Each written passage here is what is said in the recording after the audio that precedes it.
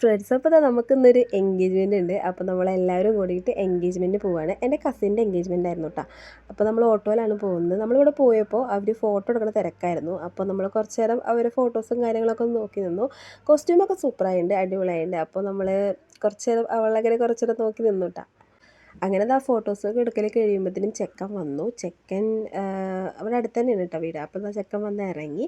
ഇതാണ് അവളുടെ അനിയനാണ്. അപ്പോൾ ആൾ ബൊക്കെ കൊടുത്ത് ഉള്ളിലേക്ക് സ്വീകരിച്ചു. അങ്ങനെ ചെക്കനും അവരുടെ ഫാമിലി എല്ലാവരും കൂടിയിട്ട് ഉള്ളിൽ വന്ന് പെണ്ണിന് ബൊക്കെയൊക്കെ ആയിട്ട് വന്നു കേട്ടോ. അങ്ങനെ ബൊക്കെയൊക്കെ കൊടുത്തിരിക്കുമ്പോൾ നമ്മൾ നിശ്ചയിച്ചു.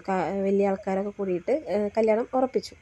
അങ്ങനെ കുറച്ച് ഫോട്ടോസും കാര്യങ്ങളൊക്കെ എടുത്ത് കേക്ക് കട്ടിങ് കഴിഞ്ഞു. അവർ വരുമ്പോൾ കുറച്ച് സാധനങ്ങളൊക്കെ ഗിഫ്റ്റൊക്കെ കൊണ്ടുവരുമല്ലോ. അപ്പോൾ അവർ ഗിഫ്റ്റും കാര്യങ്ങളൊക്കെ കൊടുത്തു.